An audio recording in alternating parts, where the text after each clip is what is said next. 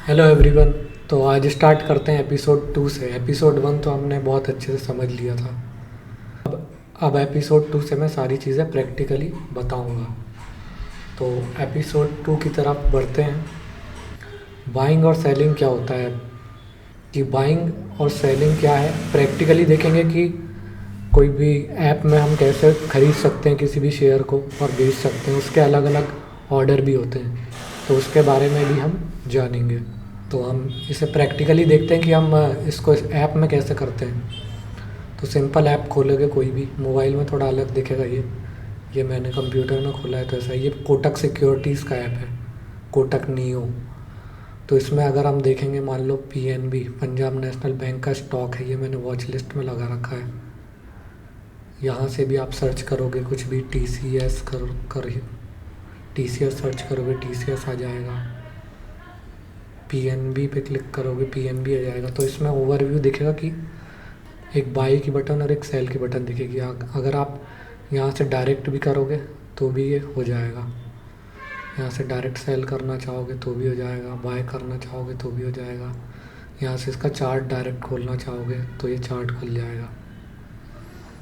तो नॉर्मली हम बात करते हैं और इस पर डायरेक्ट क्लिक करोगे तो एक ओवरव्यू आ जाएगा।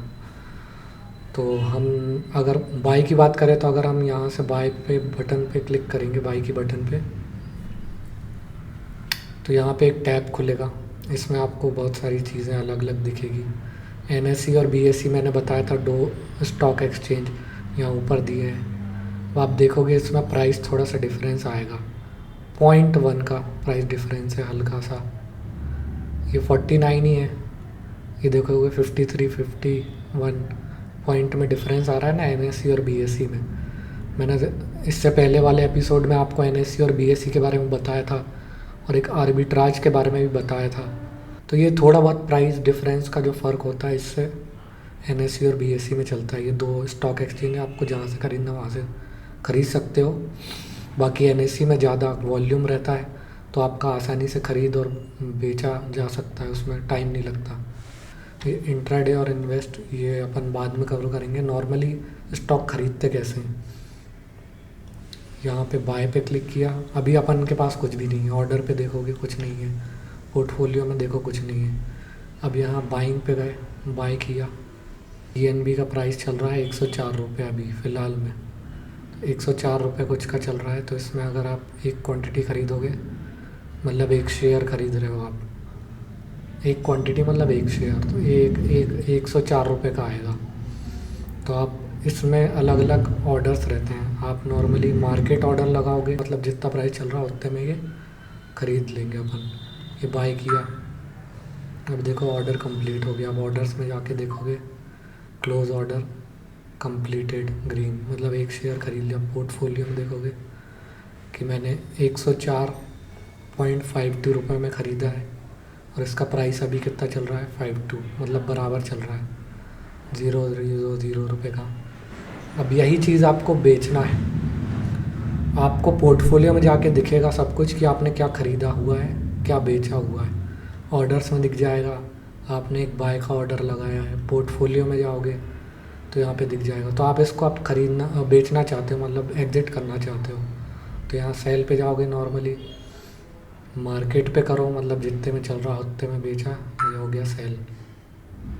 अब ये देखो 0.04 का प्रॉफिट है। क्लोज ऑर्डर आ गया, 104.52 में ख़रीदा, 104.56 में बेच दिया। तो ये बात हो गई नॉर्मली बाइंग और सेलिंग कैसे होता है। अब हम बात करते हैं कि ये बाइंग और सेलिंग आपने देख लिया कि कैसे होता है, हमें करा है। मार्केट ऑर्डर का मतलब क्या होता है कि जो लाइव प्राइस चल रहा है उस प्राइस में वो एग्जीक्यूट हो जाए, उस प्राइस में ख़रीद या बेच जाए, तो इसको मार्केट ऑर्डर कहते हैं। तो बाइंग और सेलिंग का कॉन्सेप्ट, सिंपल कॉन्सेप्ट समझ में आ गया। अब इसको एग्जांपल के साथ समझते हैं। मैंने तो प्रैक्टिकली आपको लाइव बता दिया। अब मान लो कि स्टॉक प्राइस कोई कंपनी है जिसका 100 रुपये का शेयर है, 1 रुपये, मतलब 100 रुपये का शेयर है, जिसका एक शेयर ख़रीदोगे तो 100 रुपये लगेंगे। तो वैसे ही अगर अपन ने 10 शेयर ख़रीद लिए 100 रुपये वाले का, तो 1000 रुपये लगे अपने, प्लस ब्रोकरेज अलग लगे। ब्रोकरेज के बारे में बताऊंगा मैं। तो अगर उस शेयर का प्राइस 100 रुपये से 120 हुआ, तो अपन को प्रॉफिट कितना होगा, 20 रुपये का एक्स्ट्रा होगा। तो 20 इंटू जितने शेयर अपन ने खरीदे 10, 20 इंटू 10 क्या हो गया, 200 हो गया। तो और सेलिंग की बात करेंगे कि अपन ने मान लो 100 रुपये पे ख़रीदा और वो 90 रुपये चला गया, 10 रुपये का अपन को लॉस हो गया। तो अपन को 100 रुपये का लॉस हो जाएगा और 900 रुपये अपने हाथ में आएंगे। उसके बाद ब्रोकरेज अलग कटेगा, वो बात अलग है। तो ये नॉर्मली अपन ने समझ लिया कि शेयर को बाय कैसे करते हैं और बेचते कैसे हैं, ख़रीदते कैसे हैं, बेचते कैसे हैं। अब इसके बाद आते हैं टाइप्स ऑफ ऑर्डर्स। अब ये हो गया। इसके बाद बात आती है बिड प्राइस और ask price, BID, bid price और आस्क प्राइस। बिड और आस्क प्राइस बहुत सारे लोग को पता ही नहीं रहता है कि क्या होता है। बिड और आस्क प्राइस आपको जानना ज़रूरी है, उससे आपको अलग अलग ऑर्डर्स के बारे में समझ में अच्छे से आएगा। जो जितने मिनिमम दाम में बेचना चाहता है उसको आस्क प्राइस कहते हैं।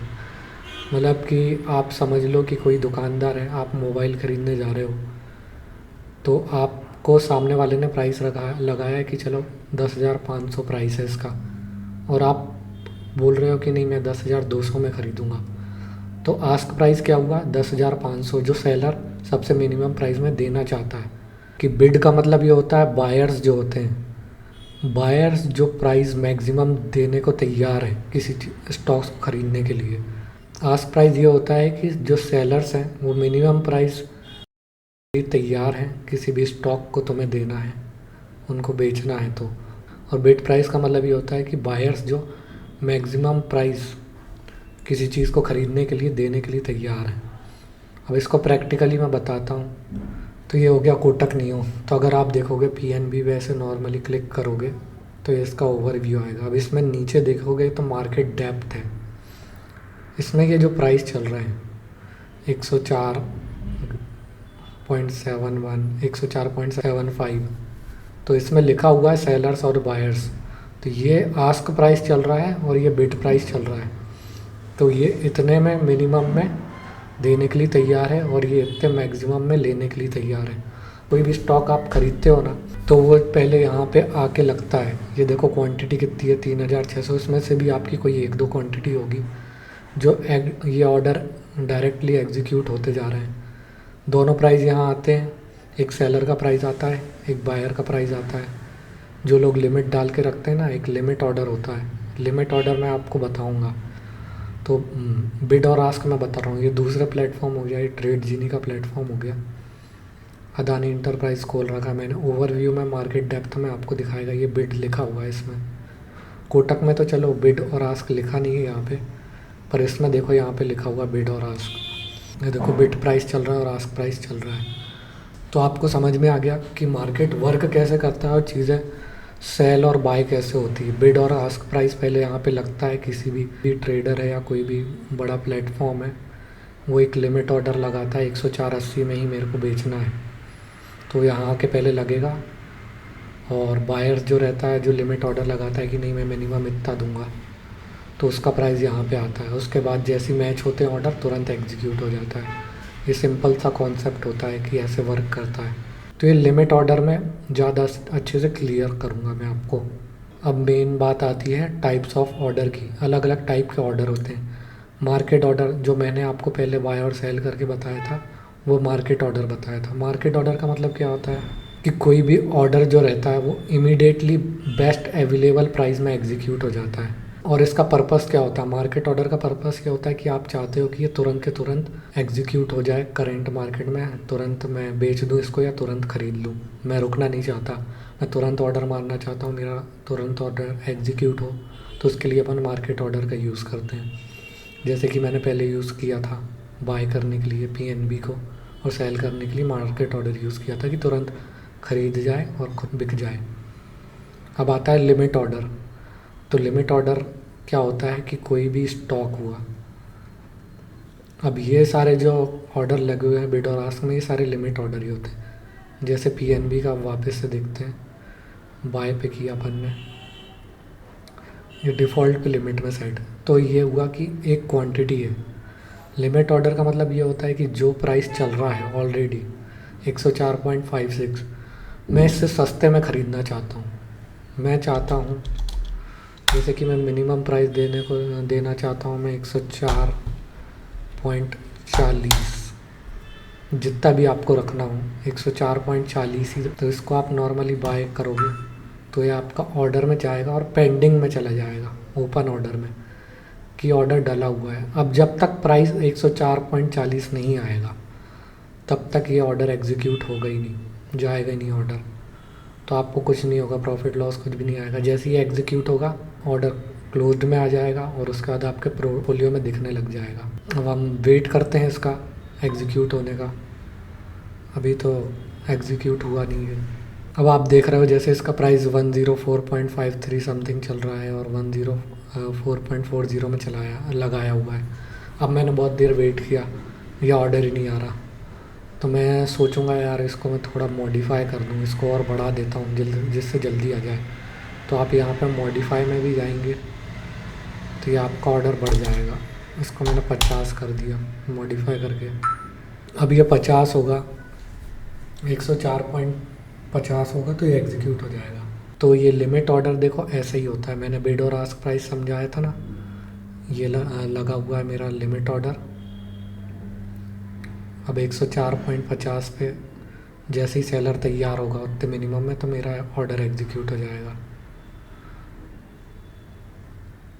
आप देखोगे ऑर्डर्स में कंप्लीट हो गया, देखो 104.50 गया वहाँ पे और ये ऑर्डर कंप्लीट हो गया और ये मेरा वापस से बाय हो गया वही। अब मैं इसको सेल करना चाहता हूँ तो फिर से लिमिट डिफ़ॉल्ट पे सेट है मेरा। लिमिट ऑर्डर में अब क्या रहता है कि अगर आपको सेल करना है तो मैं मैक्सिमम कितने में सेल करना चाहता हूँ। अब मैंने 104.50 में तो ख़रीदा है, मैं चाहता हूँ कि 104.56 मैं ख़रीदूँ। टारगेट ऑर्डर हो गया, एक तरीके से मैंने टारगेट लगा दिया सेल। अब ये फिर से मेरा ओपन ऑर्डर में आ जाएगा कि मैं मैक्सिमम इतने रुपए में बेचना चाहता हूँ। 104.56 पे आएगा तभी, तब आप इसके वापस से बिड और आस्क प्राइस देखोगे। 104 पॉइंट कितना लगाया मैंने, 56। तो मैं अब हो गया सेलर, मेरे पास ऑलरेडी पड़ा हुआ है स्टॉक, तो मैं सेलर हो गया। तो मैंने 104.56 पे लगा दिया अपना प्राइस। अब बायर उतने में अगर तैयार होगा लेने के लिए कोई भी तो वो एग्जीक्यूट हो जाएगा। तो इसमें क्या रहता है, लिमिट आपने डाल दी मतलब टारगेट सेट कर दिया। सेल पे जो लिमिट डालते हैं उसका मतलब है ये कि टारगेट सेट करना। तो लिमिट ऑर्डर समझ में आ गया। लिमिट ऑर्डर अपन बाइंग और सेलिंग में दोनों यूज़ करते हैं। बाइंग के लिए अपन जब जो प्राइस चल रहा है उससे सस्ता ख़रीदना है तो लिमिट ऑर्डर बाइंग के लिए यूज़ करते हैं, और सेलिंग में जो प्राइस चल रहा है उससे महंगा बेचना है, मतलब कि जितने में एग्जिट हो टारगेट प्राइस, उसके लिए लिमिट ऑर्डर यूज़ करते हैं। अब बात आ गई स्टॉप लॉस ऑर्डर की। इस चीज़ को बहुत अच्छे से समझना, स्टॉप लॉस वाला कॉन्सेप्ट क्या होता है, स्टॉप लॉस ऑर्डर का कॉन्सेप्ट क्या होता है। जैसे मैंने बताया नॉर्मल मार्केट और लिमिट ऑर्डर मैंने आपको समझा दिया अभी। लिमिट ऑर्डर और मार्केट ऑर्डर दिखता है, जैसे ये लाइव दिख रहा है ना, वैसे ये लाइव चलता है मार्केट में। ये सेलर्स के ऑर्डर दिख गए, ये बायर्स के ऑर्डर दिख गए, पर जो स्टॉप लॉस ऑर्डर रहता है वो किसी को नहीं दिखता कि ये स्टॉप लॉस डला हुआ है यहाँ पे, या ऐसा ये वो। स्टॉप लॉस ऑर्डर किसी को नहीं दिखता। जैसे मैंने बिड और आस्क प्राइस बताया, सेलर का प्राइस दिखता है, बायर का प्राइस दिखता है।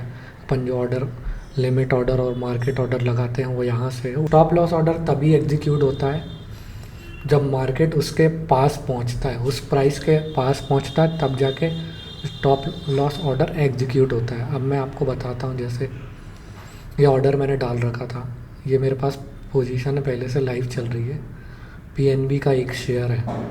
अब मैं चाहता हूँ कि यार मैंने इसको 104.51 में ख़रीदा था, अब इसका प्राइस चल रहा है 104.46, मतलब मुझे तो लॉस हो रहा है एक तरीके से। तो मैं चाहता हूँ कि यार मैं एक स्टॉप लॉस लगा दूँ कि इतना लॉस आए और ये अपने आप ही एग्ज़िट हो जाए। मैं नहीं चाहता ज़्यादा बड़ा लॉस लेना, तो मैं यहाँ सेल पे जाऊँगा, स्टॉप लॉस लिमिट ऑर्डर लगाऊंगा, या स्टॉप लॉस मार्केट भी लगा सकता हूँ। स्टॉप लॉस मार्केट का मतलब ये होता है कि मान लो आपने 104.40 लगाया और ये मार दिया, तो 104.40 के पास मार्केट आया और जो उसको प्राइस मिलेगा भले ही कितना ऊपर नीचे हो वो एग्जीक्यूट कर देगा। स्टॉप लॉस मार्केट ऑर्डर का मतलब ये होता है, यहाँ पे जो लगा हुआ है। अब मैं यहाँ पे कैंसिल करूँगा, चलो कैंसिल कर दिया। अब कैंसिल कर दिया, अब मैंने वापस से लगाता हूँ लिमिट वाला। स्टॉप लॉस लिमिट ऑर्डर क्या होता है कि आप लिमिट सेट कर देते तो कि इसके बीच में ही ये एग्जीक्यूट हो वरना ना हो। कभी कभार क्या होता है बहुत तेज़ी से कैंडल बन जाती, बहुत तेज़ी से मार्केट में मूव आ जाता है, तो क्या रहता है कि स्टॉप लॉस मार्केट ऑर्डर में जैसे ही आपके प्राइस पे आया और वो कभी बहुत हाई पे एग्जीक्यूट कर देता है, आपको ज़्यादा लॉस हो जाता है बहुत। तो स्टॉप लॉस लिमिट में क्या होता है कि आप एक स्पेसिफिक प्राइस रेंज देते हो, जैसे कि ये प्राइस हो गया 104, तो यहाँ अपन डालेंगे 120, यहाँ डालेंगे 130। इसका मतलब क्या हो गया कि 104 और 104.20 से लेकर 104.30 के बीच में स्टॉप लॉस ट्रिगर हो जाए मेरा, मतलब इधर पे एग्ज़िट हो जाए मेरी पोजीशन इतने लॉस में। तो मैं ये डालूँगा, ये मैंने डाल दिया ऑर्डर, ये मेरा डल गया ऑर्डर। स्टॉप लॉस ट्रिगर कब होगा मेरा 104.30 पे जब भी आएगा ना ये प्राइस। अभी 104.40 चल रहा है।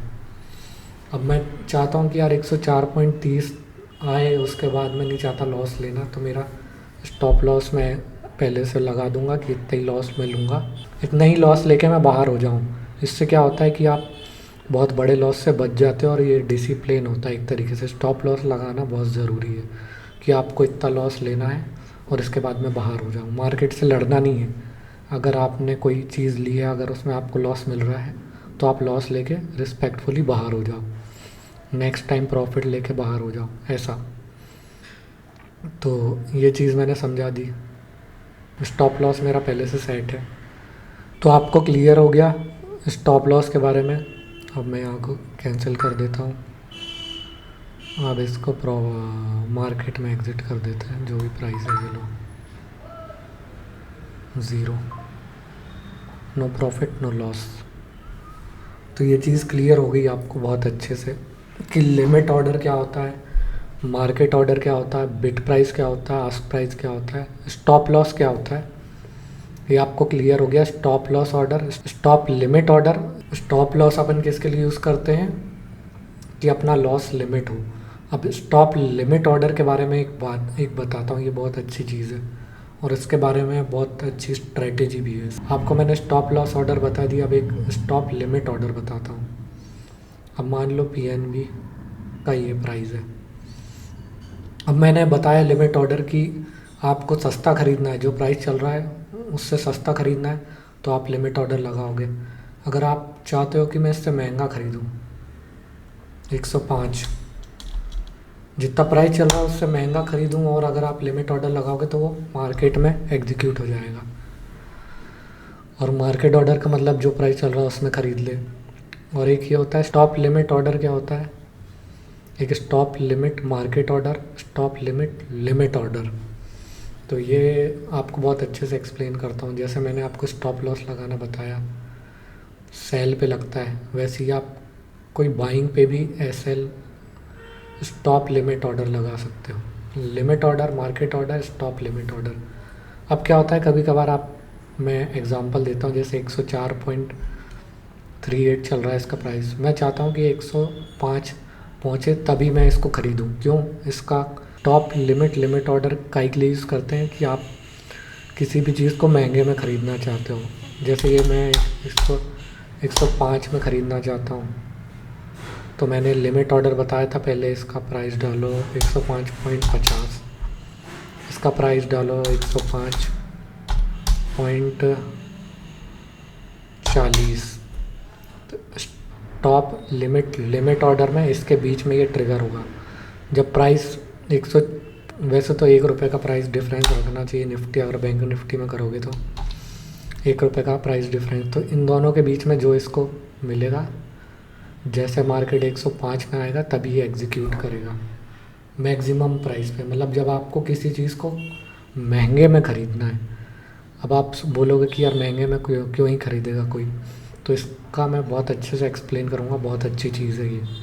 बहुत अच्छे से एक्सप्लेन करूँगा, इसकी स्ट्रेटेजी बताऊँगा कि क्यों महंगे में ख़रीदना है। तो जब आपको कोई भी चीज़ महंगे में ख़रीदना होता है तो आप स्टॉप लिमिट, लिमिट ऑर्डर और एक स्टॉप लिमिट मार्केट का मतलब 105 के ऊपर जितना कोई भी प्राइस मिल जाए, जितने में ट्रिगर हो जाए वो, तो स्टॉप लिमिट, लिमिट ऑर्डर ही सबसे बेस्ट होता है। आप स्टॉप लिमिट मार्केट ऑर्डर पे मत जाना कभी भी। देखिए मैंने स्टॉप लॉस आपको बताया था, उसमें एक स्टॉप लॉस में लिमिट ऑर्डर और एक मार्केट ऑर्डर एक्सप्लेन किया था। तो इसको अपन एक दूसरे तरीके से भी यूज़ कर सकते हैं, स्टॉप लिमिट ऑर्डर को बाय ऑर्डर में डाल के। जैसे ये लिमिट हो गया या मार्केट हो गया है एस एल लिमिट, अगर आपको इससे महंगा ख़रीदना है तो आप S L limit order use कर सकते हो बाइंग में। अब बात हो गई ट्रेलिंग स्टॉप ऑर्डर कि मॉडिफाई करना, जैसे मैंने आपको मॉडिफाई करके बताया था बीच में, अभी फिर से बता देता हूँ।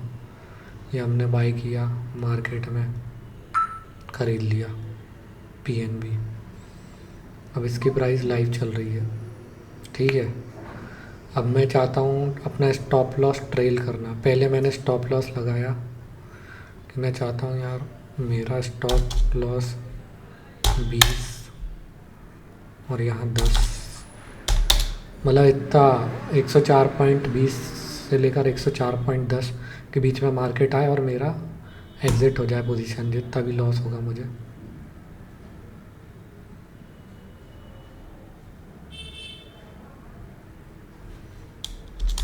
यहाँ पे आएगा 110, यहाँ आएगा 120, ये मैंने लगा दिया स्टॉप लॉस ऑर्डर।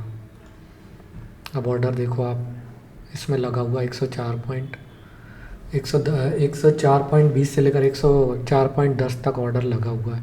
अब इसमें ट्रेलिंग जो मैं बता रहा हूँ, trailing stop lot stop order का मतलब क्या होता है, आप मैनुअली कर सकते हो ट्रेलिंग स्टॉप लॉस, मैनुअली भी कर सकते हो, कुछ कुछ प्लेटफॉर्म में ऑटोमेटिक भी आता है, ज़्यादातर में तो मैनुअली आता है।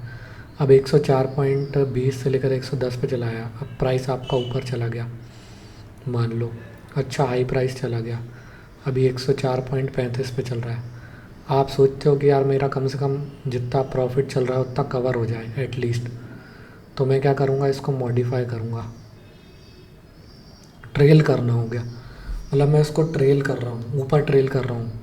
मैंने पहले 120 लगाया था, अभी प्राइस चल रहा है 40 के ऊपर, अगर चलेगा तो मैं 140 से लेकर 135 लगा दिया, चलो मैंने। तो ये क्या करेगा कि ऑलरेडी जो ऑर्डर आपका डला हुआ है स्टॉप लॉस, आपको प्रॉफिट हो रहा है तो आप उसको ट्रेल करके और ऊपर कर दो, मतलब कि कम से कम आपका प्रॉफिट तो बुक हो जाए। 35 से 30 कर देता हूँ ट्रेल, इसको मैं 35 से 30 कर देता हूँ। ये 35 के ऊपर ऑलरेडी चल रहा था, अभी ये 40 आ गया, मैंने ऑर्डर मारा और ये कंप्लीट भी हो गया, क्योंकि तुरंत तुरंत के तुरंत एग्जीक्यूट हो गया वो।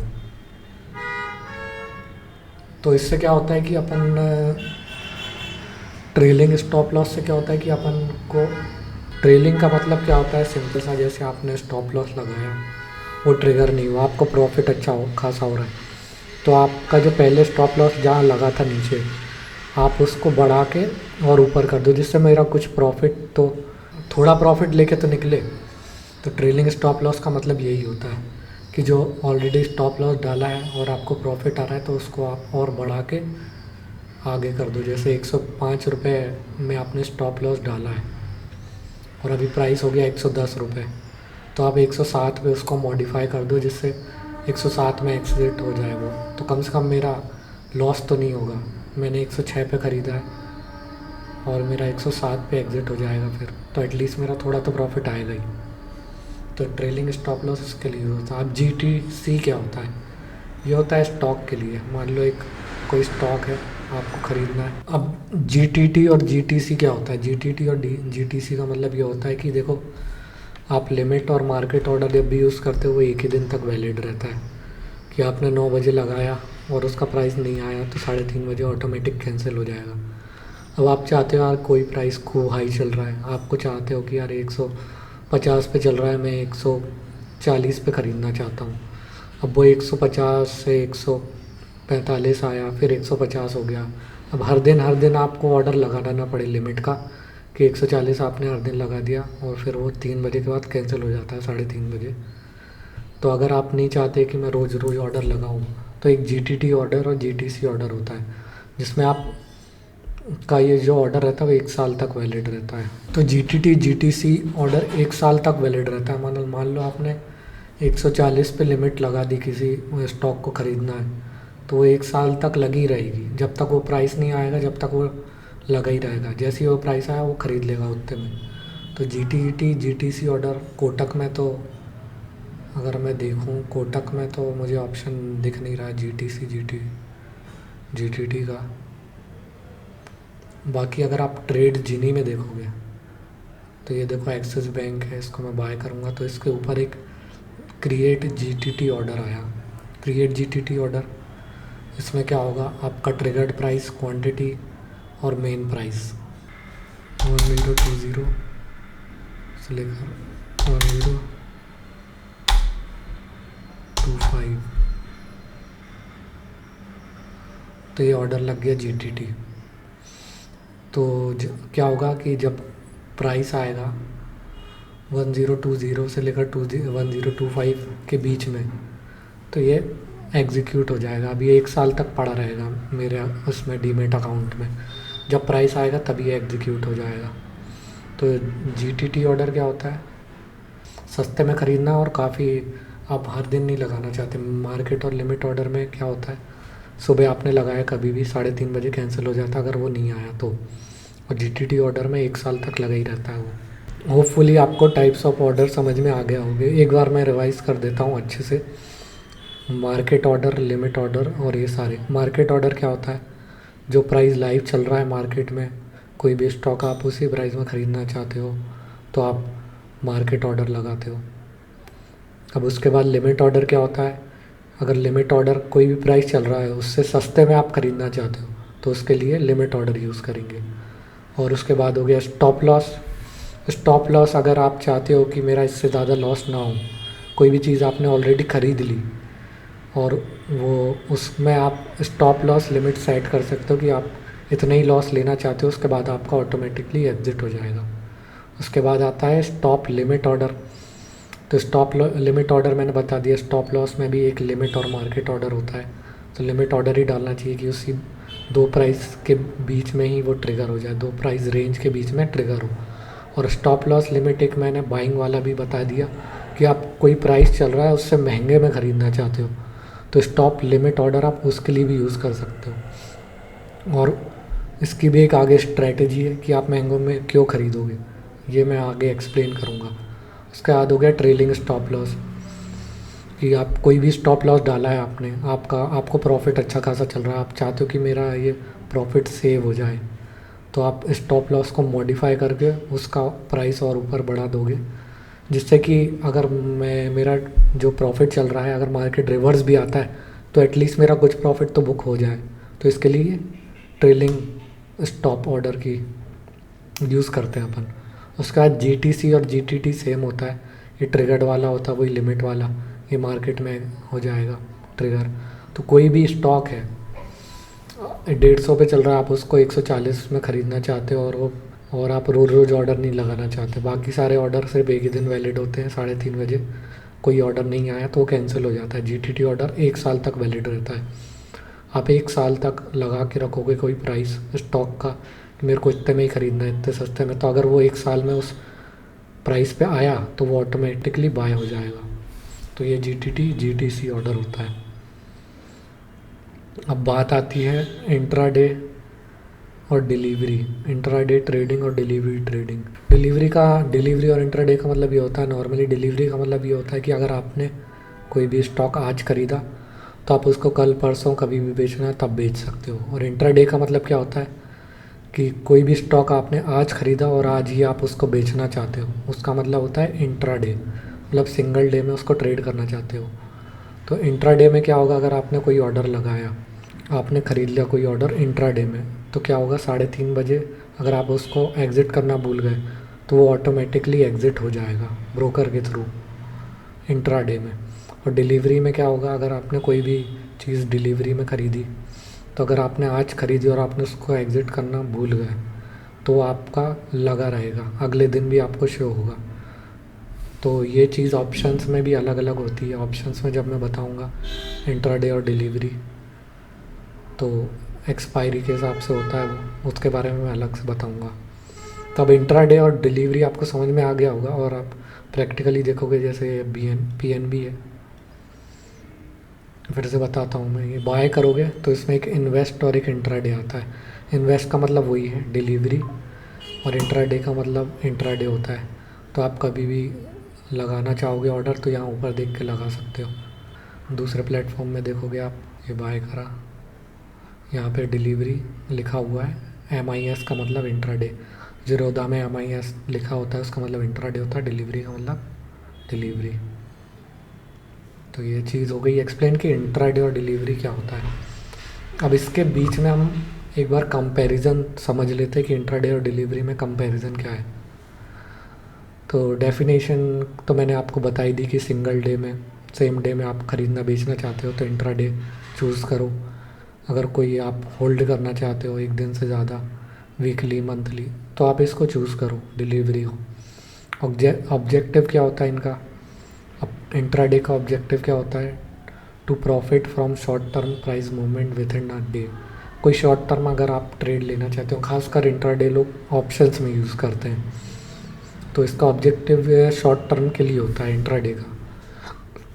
और डिलीवरी का ऑब्जेक्टिव लॉन्ग टर्म के लिए होता है। डिविडेंड्स वगैरह डिविडेंड के बारे में हम बाद में समझेंगे। होल्डिंग पीरियड सेम डे, इसका लॉन्ग टर्म होता है, मैंने बता दिया। मार्जिन की बात करें, अब इंट्राडे में क्या होता है, कभी कभार क्या होता है, मार्जिन की ज़रूरत होती है। मतलब आपके पास अकाउंट में पैसा होना चाहिए। अगर आप इंट्राडे कर रहे हो, कोई भी आपने पोजीशन बनाई, उसको स्क्वायर ऑफ करने के लिए उतना अमाउंट आपके पास पड़ा होना चाहिए। नहीं तो वो मार्जिन अगर कम होगा तो ऑटोमेटिकली ब्रोकर आपका पहले ही भेज देगा। इसमें मार्जिन की रिक्वायर्ड नहीं है। कि क्या होता है, कभी कभार लॉस होता रहता है ना कोई पोजीशन में।